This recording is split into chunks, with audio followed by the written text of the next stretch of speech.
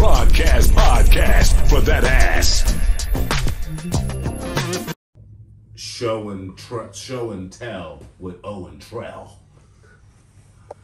When you're ready. I'll show you my missus quickly, bro. Yeah, all right, Boss man. is the boss. The boss has got to be dealt with first. Hey? Done, bro. Microphone checker, the Rim and Rhyme record is yours truly, Rod. Oh, in stereo. Listen, y'all. This is the O and Trell. We're going to show and tell you what it's like to be around us and our kingdom. It's the Rodcast podcast, and I got my guest. It's been a couple of years, about 18, 20 years now since you've been able to come and do Yeah, man, fuck. They've been asking me for a while, bro. I reckon since I started playing, I've been saying yes, holding it back, and then, I've had some time now. So. Because you've been very, very busy. And now a lot of people, this thing is going to be shown in America and worldwide. A lot of people don't know who Latrell Mitchell is. Latrell Mitchell is a football player, a pro football player. But in Australia, they call it Rugby league. Now, look, I wanted to talk to you about and just have a conversation. All right, Yeah. we're gonna give a F. All right, we're gonna talk about friends, family, footy, and farming. All right, Yeah, we're gonna give an F to them. All right, so check this out. What I wanted to know, you got on the green. Hey, you got on the green. Philadelphia is my hometown. Tell me what the hell made you go to Philadelphia outside of your love for me?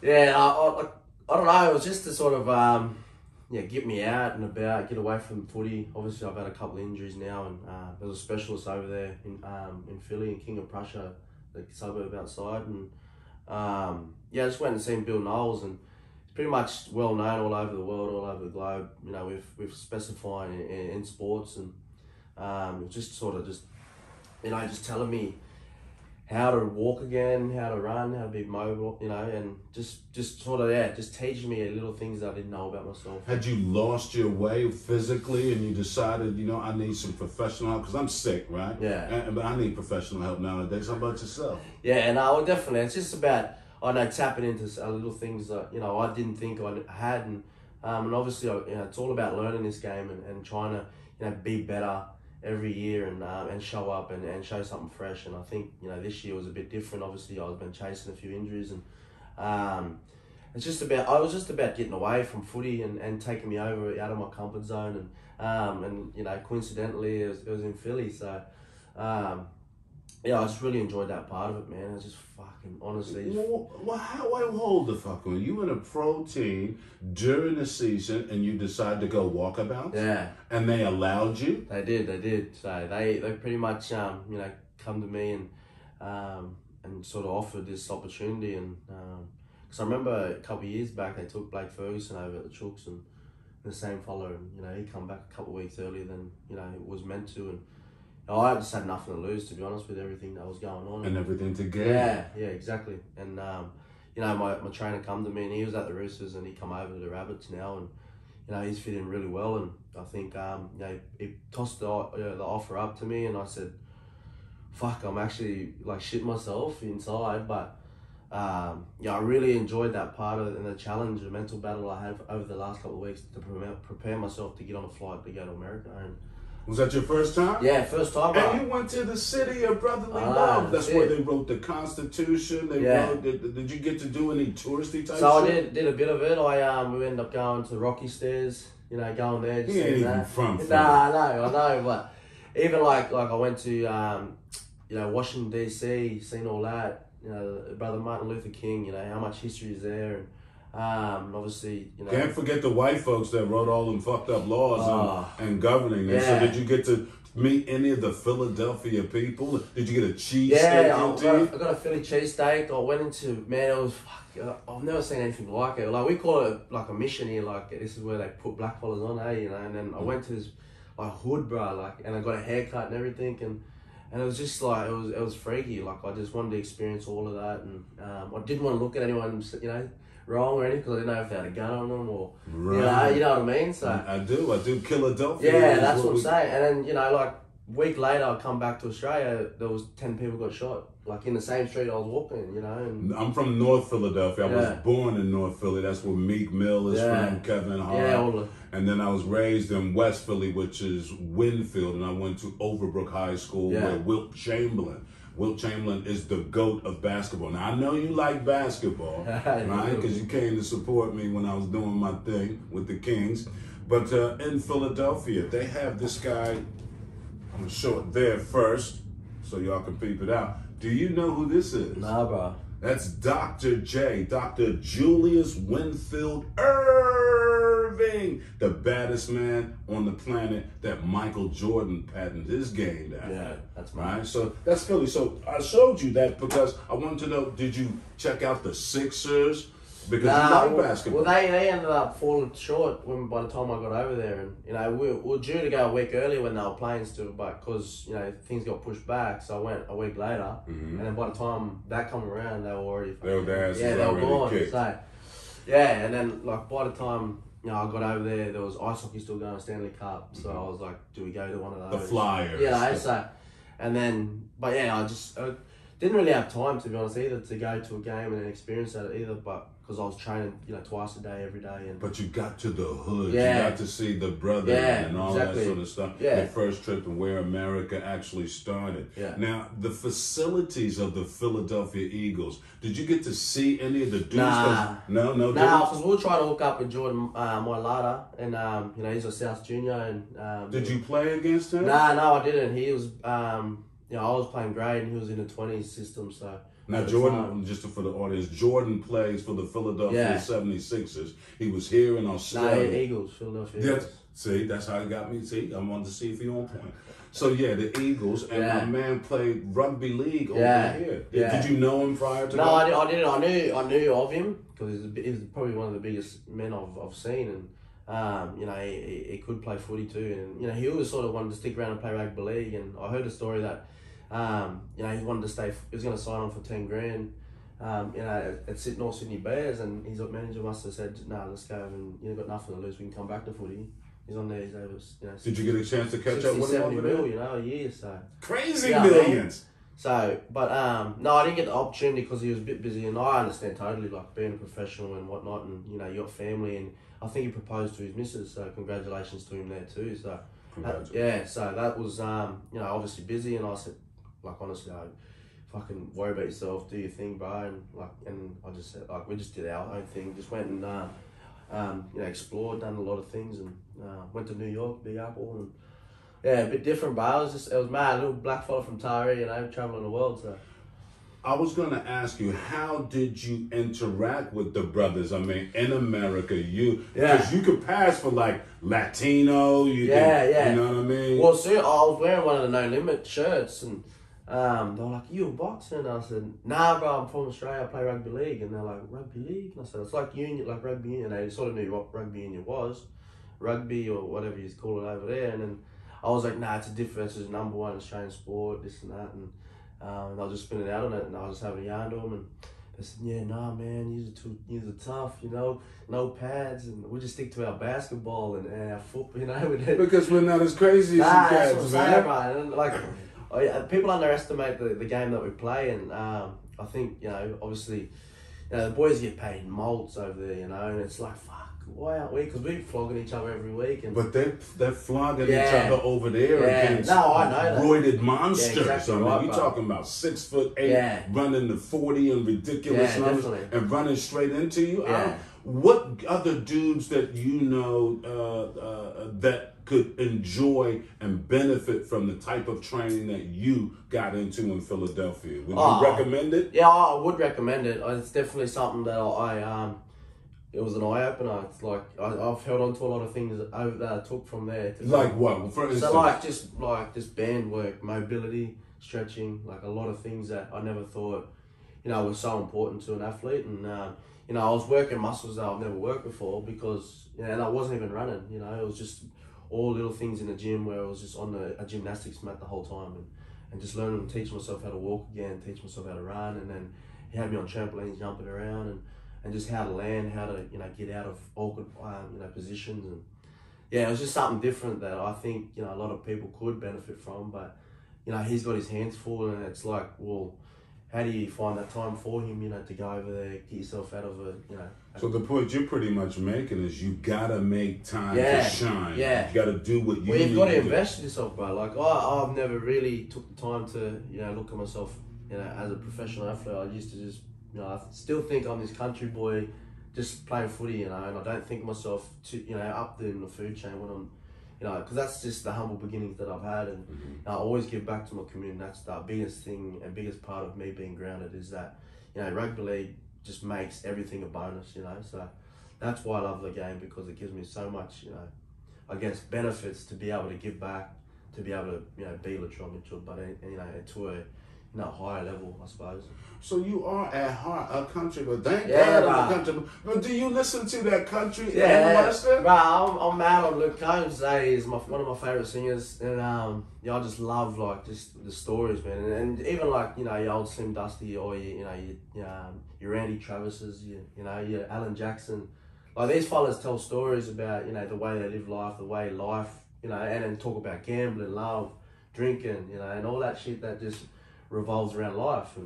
In actual fact, that's what the white Yeah. folks in America, because I was just talking about this with Chop Mundine the other day, man, because we was flying up to Darwin, and all of the dudes was listening to country and Western shit, and I was like, I can't do this all damn day, you know what I'm saying? I'm trying to fish, I'm trying to watch for crocodiles to bite my ass, and I'm here listening to Charlie Fry. Yeah. Hello, I felt Yeah, like Charlie crying and Fry, shit. right? My little brother, man, on him, mate. So like, he come to Australia doing his last tour before he passed away. You know, rest in peace, the old fella. So, but man, I used to go to the mission, my grandmother's house, and sit there, well, that's all they'd be listening to, you know. Yeah. And it'd be just like, fuck, man, it brings so much memories back to, you know, when I was a kid, and that's where I'm saying, like, it comes back to that humble beginnings, because I was a kid from nothing. My dad, I had great role models in my life, but it was never easy, you know what I mean? Like, my mum and dad always struggled, you know, but they always made sure they had food on the table, you know, for us boys. And sometimes my mum and dad wouldn't even eat because that sacrifice they made, you know. And you flipping and changing. And I flipped it. I'm flipping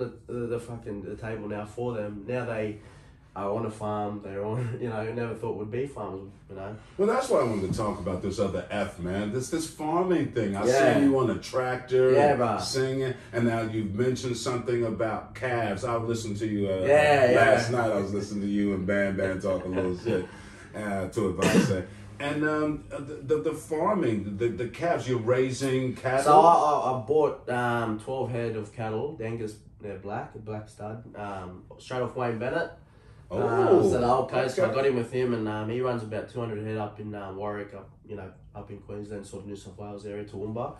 And I've been loving it since I was about 12 years old. Me and my old boy used to watch this River Cottage, Australia, River Cottage in UK as well, so old Huey, but just always had that ambition to be something, you know, and have something that we could, you know, grow and have, and, you know, everyone's got to eat as well, so, you know. Yes. And like the connection that you have, it's weird because the cows, they're unpredictable, but they have personalities as well, and you sort of. I've never spoken to one directly. Yeah, no, me either. But you know, you got to talk. Like when I go up there, you know, that you can train them to a point where they're like dogs, you know, and they follow you with food, and you got hay, and all this. And I got my old boy 2 weeks. You know, I gave him a goal just to hand feed him every day. I want to come back and be able to stand this far away. Sure, what happened? Because I couldn't stand next to them. They would be too skittish to get away, and then. But you know, you get them so quiet to a point. Their temperament, they just love being around people, and then you know, you be quiet, you start talking to them, they start listening to your voice, and it's freaky, man. The spiritual stuff that you have connected with animals, and man, I just love that fact, and I love because my dad was an AEO, Aboriginal Education Officer, for 17 years. I went through high school. We've seen all three of us boys go through high school, and you know, I never fucked up ever because we'd always get in trouble. It wasn't the principal that was sending us to, they were sending us to dad's office, you know what I mean? Right. You know, The thorough. But, man, we finished high school. My dad was the first follower in his family to finish. You know, there was my older brother, me, and then my little brother. So we all finished. The job done. You know what I mean? We finished year 12 and got that done. And, you know, I can say that was my first achievement I've probably achieved in my life. But got my dad out of his job, stress-free now, or I hope so. Right on. You know, I'm trying to create an environment now where it's controlled for him to be able to enjoy the rest of, you know, whatever he's got, you know, his life. His mum's got you know, about 50 acres there now, and they just love it. They mowing every day, gardening, and Well, that's what I was going to ask. Just Are you doing it. planting some stuff? nah, well, not really. Like my dad's trying to start an orchard, like fruit and all this shit. And Okay. Dad put the cows in the other day around all the fruit trees, and he was wondering where the fuck the leaves are going. And yeah, by the time he had a look, the cows were eating it, and I was stripping it, and so he had to go and put big mesh bags over top of it. Because that's no good for the cow. Is Nah, well, it is like that. It's like, but you don't want to meet. You want to try and grow it. You know, they're going to grow it when there's no leaves. So Okay. these fellas were just chewing on it and you know and having a go at it. And my dad went and rushed over, put some things around it just to cover it up. So, but that's smart to a point where they're lifting it up, eating it still. But yeah, like I said, the farming aspect is just a great way to, I guess, connect with family and have that bond. And my kids, you know, I want to make sure I want that lifestyle for them because I want them to grow up hard. I want them to grow up fucking knowing that this shit is not a given, you know what I mean? Like, there's a different lifestyle. Like, there's a lot of Sydney fellas, you know, are given stuff because it's inherited. And I never had fuck all, you know what I mean? Like, my dad never inherited nothing, you know, because my pop didn't have that, you know, that education to have fucking a house to go and buy something, you know, because back then when my pop and that was going through, like the houses would have been 10 grand, you know, would have been max compared to now, you know. Ridiculous prices now. That's the challenge that you know, my dad went through because, and he even says to me like, I wish I had the, you know, that role model, or you know, well not the role model, the more the education around having fucking, you know, the knowledge on having a house. And you've got how many kids? I've got 2 girls. Yeah, I don't know how many's on the way, but you know, that's fucking, it's just shine the light on, you know, what. Isn't it the best daddyhood? Yeah. Being a dad, you get to break cookies in half Yeah. and you know, and share drinks Yeah. and loves and kisses, and girls are something else, man. They're the best, the absolute girl dad. Yeah, oh, I love the girl. Like, I don't know what it's like to have a boy yet, and hopefully, you know, touch wood I get one. But yeah, the girls, they're just a different beast, I suppose. And you know your mother, you know if you have a sister, you know, a cousin, you know that the challenge is already there by being a woman. You know what I mean? By, you know, they give birth. That's a challenge in itself. Most you know, precious thing on exactly earth. right, brother. And yeah, you got Mother Earth and all the spirituality stuff that comes with it, and you wonder why, you know, a woman's so strong. And yeah, it's just so good because I've had such a strong mother in my life, and you know she's boss too, so she's real staunch, you know, and protective on, you know, whoever's in her life, and whoever's not in her life, pretty much just get fucked, you know what I mean? So she's yeah, like I said, come back to my girls, like it's just trying to light on my career, on the person I want to be, father I want to be, and then the lifestyle I want them to have, you know. So The wifey, I've met the wifey. yeah, She's cool. She is just placid, man. She doesn't like to say too much. You know, she don't like me talking about it too. So she likes being, you know, just being there under the radar and yeah, just cruising along, man. Getting the job done. Yeah, and that's it. Now, farming, friends, family, footy. We got to get to this footy, man. I met you quite a few years ago. This big, tall, strapping dude. I was like, damn, dude, what do you do? Yeah. And he was telling me you were just getting yourself into the football action there. So what made you and Tyree decide to play football? Who inspired you to do that? Oh, I'll just play with my cousin, my brothers, watch my Okay. dad grow. Dad come down out of crack with South Sydney Rabbitohs and got homesick and took off, you know, at the age of 16, 17. And then he come, you know, it was just, he did his stint down here, and it just wasn't for him at the time because, you know, you couldn't just get your mobile phone ring up back in the day, you know what I mean, in the 80s, 90s, you know. And it was just, yeah, it was, he never had that support, I suppose, that I've had the luxury of. And but he's really driven that for us boys, you know, to have that support, make sure he was at every game, make sure he drove us to everywhere. And that's why. Was Pops any good? Yeah, they're all. That's why I went to Yarns, and but I used to watch him a bit when we were back in, you know, when I was young. I had glimpses of it, you know, but I can't remember too much. But you know, anyone I talked to at home, he was, you know, boss around Taree playing, you know. So, you know, it was a 5'8" running around, and yeah, they reckon he's young. So, I've seen like a few, you know, clips, you know, of him playing at Marsden College here, and then, you know, I've got Mark Ellison that. Yeah, he's one of our footy managers, and he, you know, talks highly of Dad when back in the day when he was playing.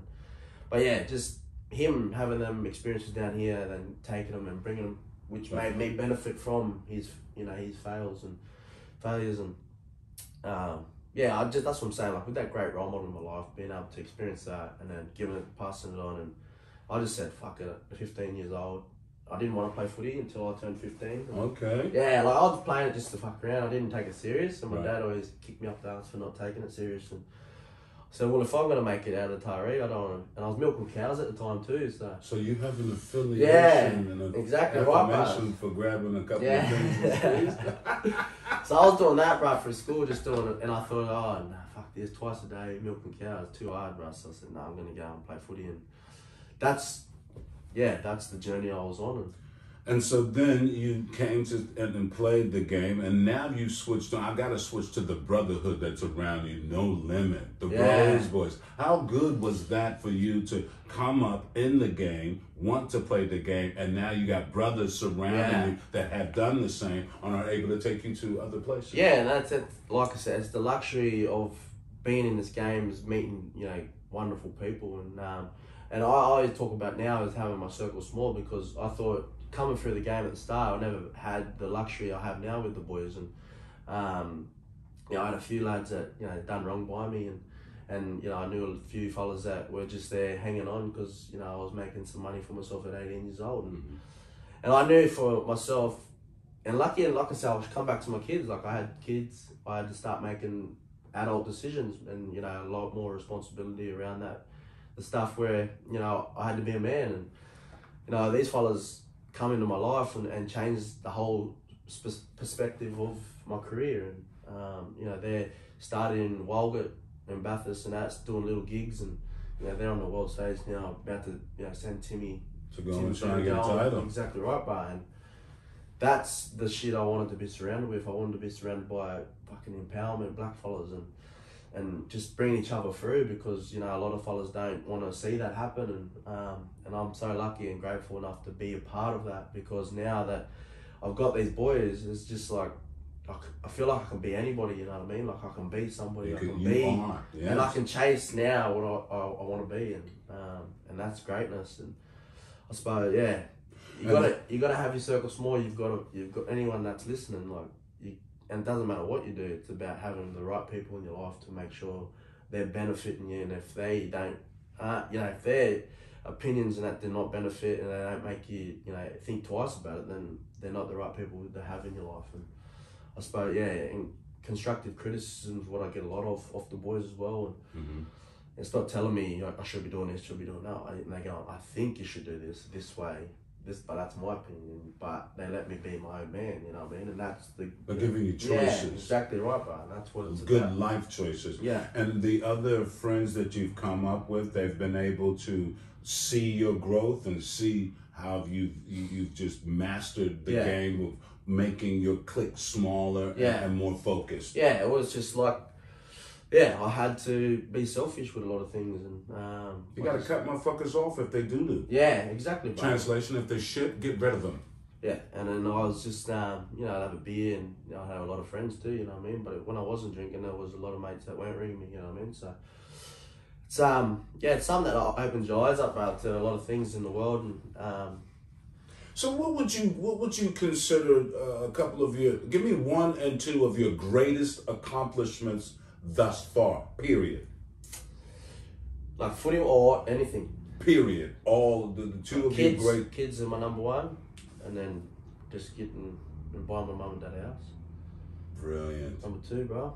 Brilliant. Number three would have to be just fucking the person I am today, is just accomplishing, the man I am, I suppose, and I've got a long way to grow, but I feel like I'm proud of the man I've become, the leader I am, and that's an accomplishment in itself, because I could have been stuck in Taree doing whatever Taree fellas, don't do, and I suppose, and that's no disrespect to anyone, that's just because people don't want to get out of their comfort zones, and that's okay, that's okay, but I didn't want to be that statistic anymore, and I wanted to go out and achieve something, and that was the whole point of moving away at such a young age. I was homesick. I wanted to fucking give up straight away, because I wasn't around my mum. I missed a lot of time with my mum and dad growing up and being down here in the big smoke.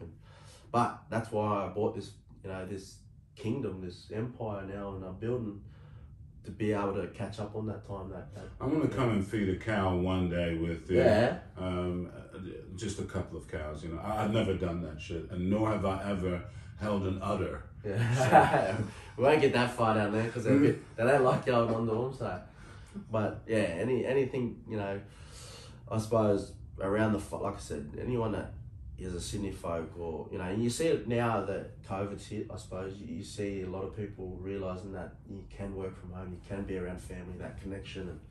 And I think, you know, good and bad, this pandemic has made people realise that family time is the most important. And that's what I've realised the most, you know, footy's second, you know, so.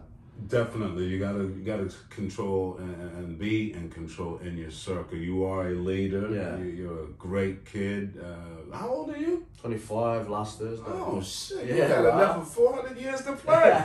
Now, if you wasn't playing rugby league, what other sport would you play? Oh, yeah. What other sport would you give a crack? I mean, a serious crack to. Come on now. Well, not golf. Don't say fuck. Nah, fuck off. Although I enjoy hitting a few holes myself. Yeah. Oh, but to be honest, I don't know. Rugby league's just all I've known. But I've tried every sport. Trust me, I've had a crack at everything. I ain't seen you play no ball yet. Can you ball? You got basketball skills? What about these? Oh, yeah. I was gonna pass you the ball. Yeah, I reckon I got a bit of Tom Brady in me. You know, whoa, but don't be saying Tom Brady's in you, dude. You gotta rephrase that. There's Americans here. Tom Brady's not gonna be in my man Latrell Mitchell. I'm not gonna have that shit at all. Nah, I don't know, bro. Like, basketball? I've had a crack. You got a jumper?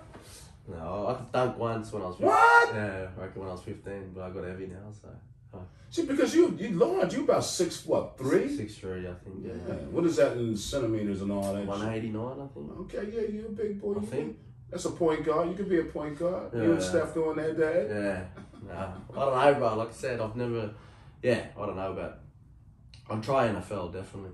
Oh, you yeah? I would try it, but. What position would you play? I don't know. Wide receiver, you reckon? Yeah. You reckon? Or what do you reckon? Running back. You're pretty quick, right? Yeah. Oh. You pretty quick? Pretty quick. You got hands? Yeah, I can catch. Okay. You seen it, bro? Yeah. All right, maybe a running back. I think. I got a stiff arm. But you want the stiff arm. You like that shit, huh? Did you pick up any tactics that you can utilize here? Face mugging a dude or something like that? Nah, we can't do that. You can't do that there? Nah. But can you slap him? Nah, get sent off for 10 days. But I want to slap someone. I want to try that. But there's a lot of footwork stuff that I did over there that he was saying that a lot of running backs do, and cutting and step and using your feet, how to use, you know, your knee position and all that shit that I've sort of held on to now, and I'm just starting to train it and start implementing that training in my game, and then yeah. Well, this is interesting because I gotta ask this shit. You did all of this training. You went to seek to make your body better, your mind better, and you come back and they playing Origin and you ain't on the damn team. What's up with Freddie? I didn't want to play, bro. I couldn't. It wouldn't have been fair on myself, on my body. You know, obviously being out for so long, 12 weeks, it will be next week, and yeah, it's coming back into that arena. It takes such a toll mentally and physically, and playing the game, that 80-minute game, and it is an 80-minute game, but it's just non-stop for 80 minutes, man. You see it, like you seen the first game this year, and just like even, you know, they're pretty evenly matched too, the teams, and you know, it's just, yeah, I don't think it would have been fair on my body, you know, I didn't want to put that on. So it was a personal decision? Yeah, it was personal. It wasn't a club's decision at all. Okay. So it was personal. It was more the fact that if I go and play this game, which I'm happy to do so, but is it going to benefit me down next 3 weeks after that game, you know? And then I'll miss more games for South. South fans are frustrated because I'm on the sidelines again, and I couldn't see the benefit in playing that hard beast of a game and then coming back and being 3 weeks off, trying to get myself right for South again, you know what I mean? And that's where I was like, actually, no, I want to sort of take a step back, let people do, the boys that have been playing in form, let them play, and then, yeah, let them experience, let them bleed in and do that. But I know number 3 jersey for New South Wales is mine. I made that, and everyone that says no, you can get fucked, you know what I mean? Pretty much so.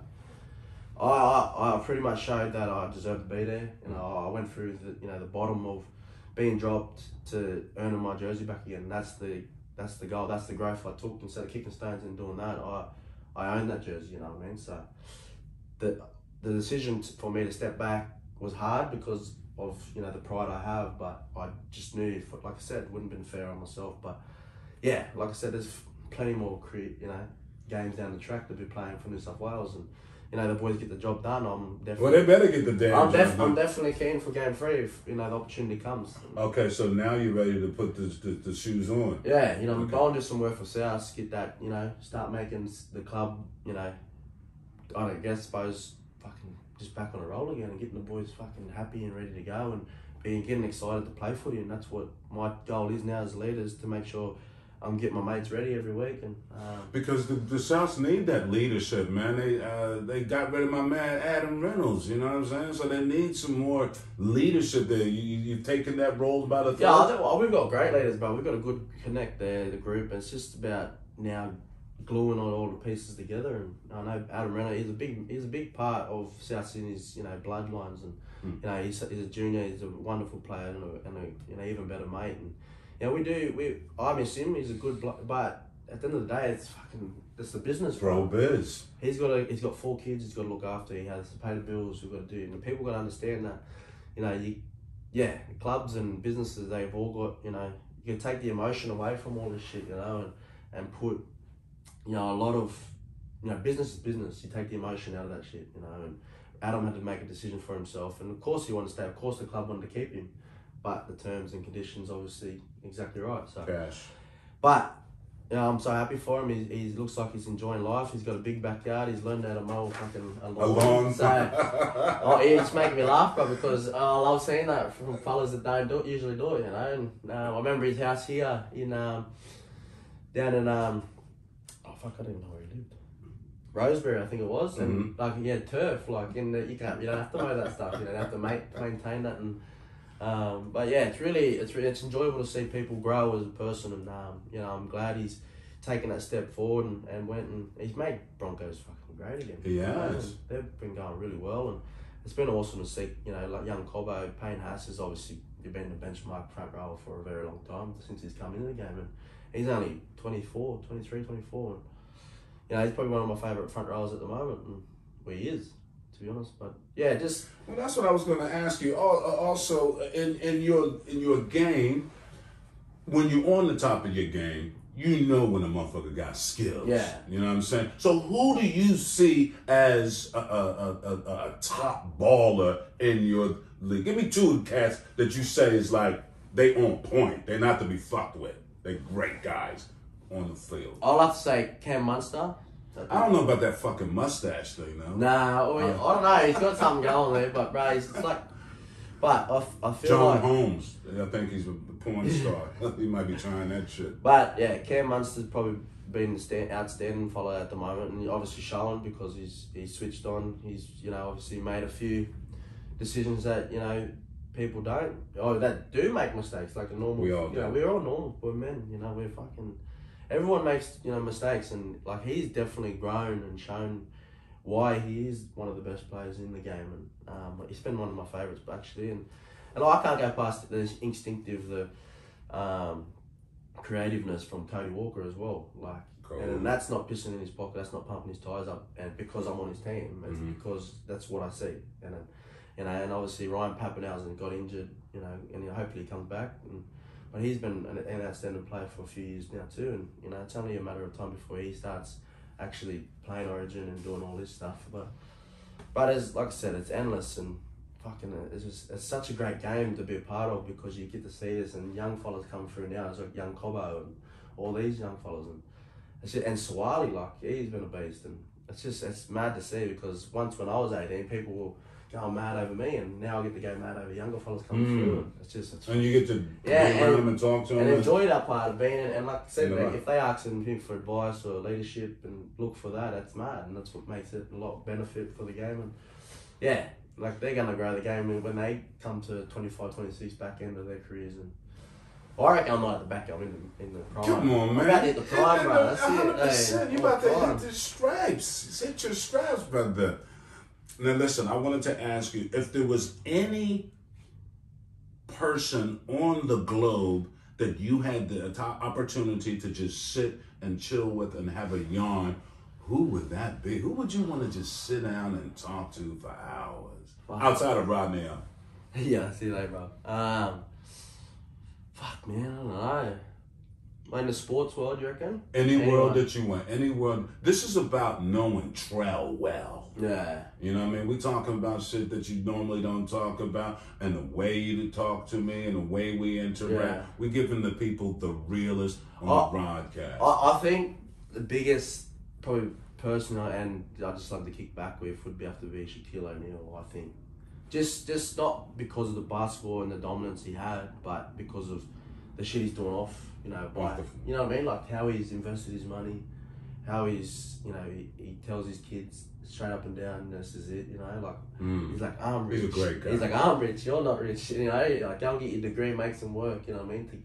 And then I'll give you money to do this, do that, you know?